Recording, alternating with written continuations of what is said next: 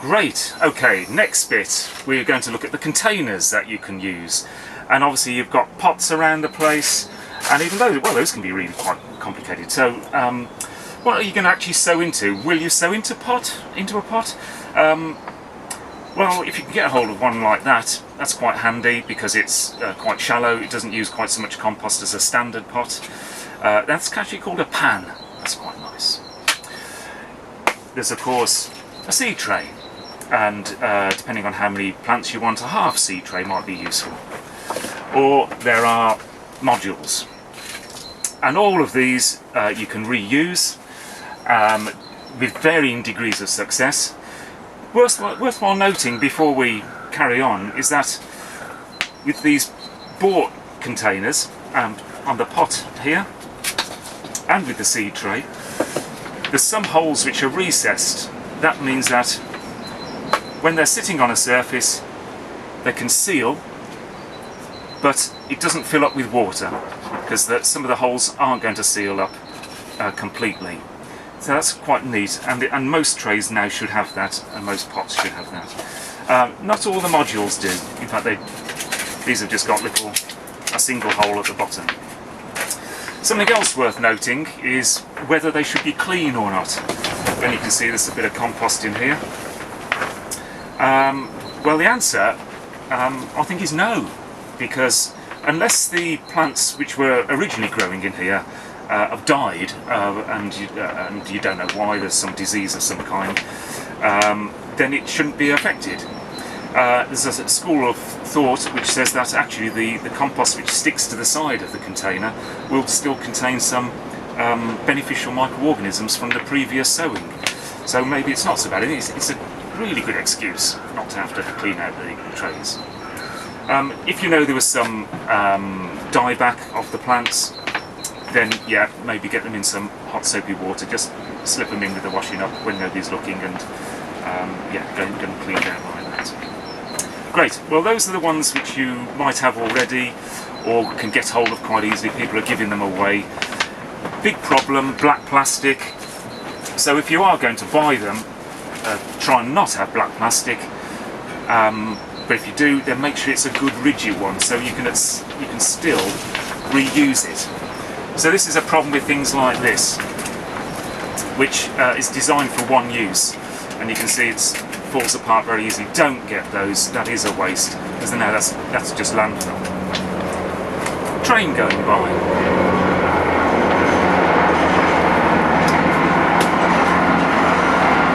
There you are, that's just to prove that it's genuine. We are on the allotment, and yeah, you're not missing anything. These are a little bit in between. I like these because they're a good size module. Again, some more information which you might not have wanted is these are modules. Each individual section is a cell, and when you take a plant out from that will be called a plug. So yes, let's make it as complicated as we can. These just about are hanging on. They do break up a little bit, but I do quite like those still. Your alternative is to make some containers yourself. Now the ones I'm just going to show you now are not for the seed sowing. These will be for moving plants, small seedlings into, known as pricking out. And to do that, we've got a choice. We can do it with paper, and very simple newspaper. There we are. A ruler. And what I'm going to show you is probably well, suitable for a jam jar, which is quite a narrow one, and so I'm going to choose around about 12 centimetres. I'm just going to estimate that actually. It's around about. Interesting piece of information. Did you know that newspaper has a grain to it? So I'm running lengthways, and it rips really quite easily because I'm going with the grain.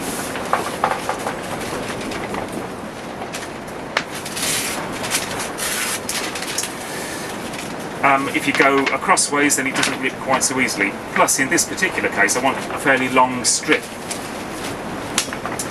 So, with the jam jar, It's about 2/3 on the jam jar, 1/3 off the end. Just roll it up, and why I've chosen that length of newspaper is that it gives me a good thickness, so it's at least double, probably 3 in places there. That's the compost heap falling over, if you can hear it in the background. It is quite windy today as well. Okay, so we've got it wrapped around there. I've got my thumb on the crease, and first of all push that side in first, and then just push it all in like that. Then you use the lid. It doesn't really work very well, the lid, but you're trying to crimp it, so crush it into a position. And the trickiest bit of the lot is now getting it off the jam jar. Oh, look at that. Super. And we'll use that for moving our little seedlings in very shortly. Okay, another alternative we have. And this one is readily available and dead easy to use.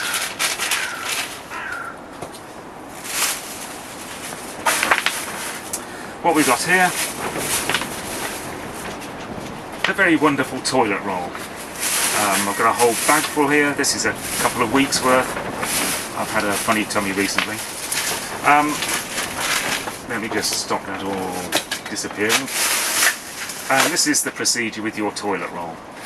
Why not use them? It's already partly made for you. Okay, it's folded flat. Squeeze it back the other way and flatten it like that. Open it out, and you've got a beautiful square pot, which means you can stack them closely together in a seed tray, and then you just do 1 or 2 little cuts. How deep you make those cuts, it's up to you.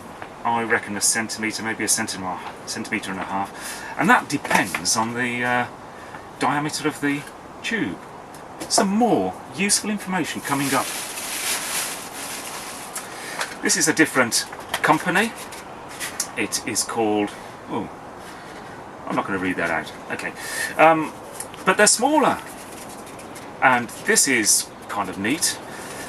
First of all, it makes you wonder how much toilet paper you're actually getting, because if the tube in the middle is narrower, you'd think you're going to get more paper, as long as it's the same size.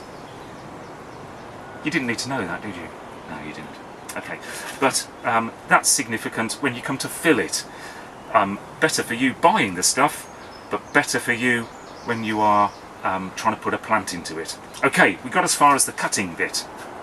Here we go. We've cut up there, and all we do now is fold in the ends like that, and the last one gets tucked in,